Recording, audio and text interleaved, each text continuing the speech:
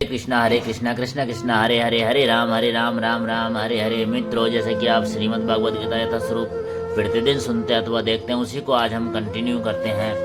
चंचला महिम मनय कृष्ण प्रमाति बलवृद्धम तस्याम निग्रहम मनय वायोरिप सुसुदस्क्रम। हे कृष्ण, अर्जुन कहते हैं भगवान श्री कृष्ण से, हे कृष्ण, चूंकि मन चंचल अथवा अस्थिर, उच्चलखल, हठीला, आत्मानं रथिनं विधि, शरीरम रथ में च बुद्धि तु सारथि, विधि मन प्रग्रह में च इंद्राणी हयानाहु बिरसियस्तेषु गोरचान आत्मोनेन्द्रिय मनोयुक्तम भोक्ते त्याहुर्मनिश्रीण।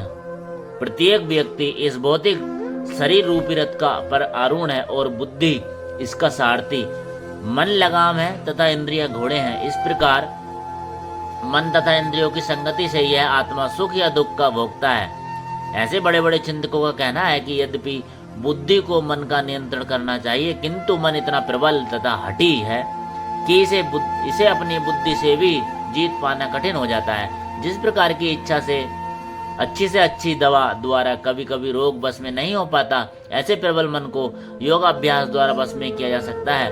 किंतु ऐसा अभ्यास कर पाना अर्जुन जैसे संसारिक व्यक्ति के लिए कभी भी व्यवहारिक नहीं होता।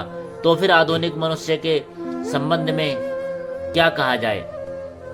यहाँ पर प्रयुक्त उपमा अत्यंत उपयुक्त है। झंझावात को रोक पाना कठिन होता है और उच्छृंखल मन को रोक पाना तो और भी कठिन है। मन को बस में रखने का सरलतम उपाय जिसे भगवान चैतन्य ने सुझाया है, यह है कि समस्त दैन्यता के साथ मोक्ष के लिए हरे कृष्णा महामंत्र का कीर्तन किया जाए। विधि यह है, सैभे मने कृष्णा पदारविंदयो। मनुष्य को चाहिए कि वह अपने मन को पूर्णतः कृष्ण में लगाए, तभी मन को विचलित करने के लिए अन्य व्यस्तताएं शेष नहीं रह जाएंगी।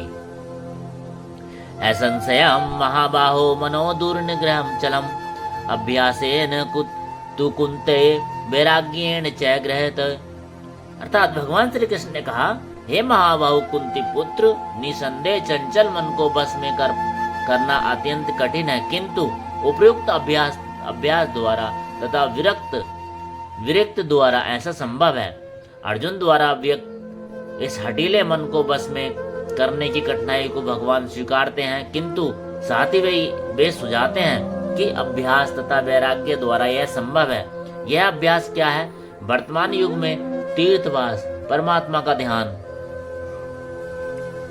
मन तथा इंद्रियों का निग्रह, ब्रह्मचर्य का पालन, एकांतवास आदि कठोर विधि साधनों का पालन कर पाना संभव नहीं है। किंतु कृष्ण भावनामृत के अभ्यास से मनुष्य भगवान की नवदा भक्ति का आचरण करता है। ऐसी भक्ति का प्रथम अंग है कृष्ण के विषय में श्रवण करना। मन को समस्त प्रकार की दूसरिताओं से शुद्ध करने के लिए यह परम शक्तिशाली एवं दिव्य विधि है। कृष्ण के विषय में जितना ही अधिक श्रवण किया जाता है, उतना ही मनुष्य उन वस्तुओं के प्रति अनासक्त होता है जो मन को कृष्ण से दूर ले जाने वाले हैं। मन को उन सारे कार्यों से विरक्त कर लेने पर जिनसे कृष्ण का कोई संबंध नहीं है, मनुष्य सुगमता पूर्वक वैराग्य सीख सकता है। वैराग्य का अर्थ है पदार्थ से विरक्त और मन का आत्मा में प्रवृत्त होना। निर्विशेष आध्यात्मिक विरक्ति कृष्ण के कार्यकलापों में मन को लगाने की अपेक्षा अधिक कठिन है। यह व्यवहारिक है क्योंकि कृष्ण के विषय में श्रवण करने से मनुष्य स्वतः परमात्मा के प्रति आसक्त हो जाता है। यह आसक्ति परेशानुभूति या आध्यात्मिक तुष्टि कहलाती है। यह वैसे ही है जिस तरह भोजन के प्रत्येक कोर से भूखे को तुष्टि प्राप्ति होती है। भूख लगने पर मनुष्य जितना अधिक खाता जाता है, उतनी ही अधिक तुष्टि और शक्ति उसे मिलती जाती है। इस प्रकार भक्ति संपन्न करने के लिए दिव्य तुष्टि की अनुभूति होती है। क्योंकि मन भौतिक वस्तु से विरक्त हो जाता है। यह कुछ कुछ वैसा ही है जैसे कुशल उपचार तथा सुपंदीय द्वारा रोग का इलाज। अतः भगवान कृष्ण के कार्यकलापों का श्रवण उन्मत्त मन का कुशल उपचार है और कृष्ण को अर्पित भोजन ग्रहण करना रोगी के लिए उपयुक्त पथ्य है। यह उपचारी कृष्ण भावना व्रत की विधि है। ऐसन्नितात्मना योगो दुष्प्राप इति मे मति वस्यात्मना तूयत्मा शक्यो बाप तू मुपायत है।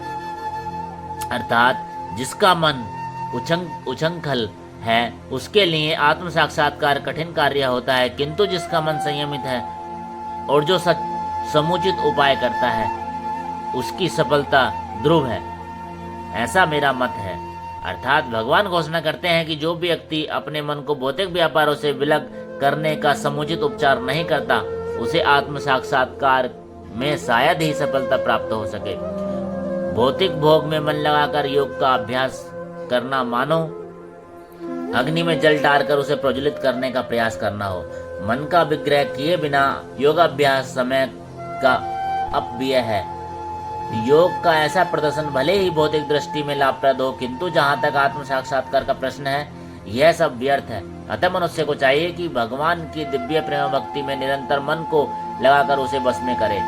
कृष्ण भावना व्रत में प्रवृत्त हुए बिना मन को स्थिर कर पाना असंभव है। कृष्ण भावनाविद व्यक्ति बिना किसी अतिरिक्त प्रयास के ही योगाभ्यास का फल सरलता से प्राप्त कर लेता है, किंतु योगाभ्यास करने वाले को कृष्ण भावनाविद हुए बिना सफलता नहीं मिल पाती। शेष चर्चा आगे। हरे कृष्ण कृष्ण कृष्ण हरे हरे, हरे राम राम राम हरे हरे।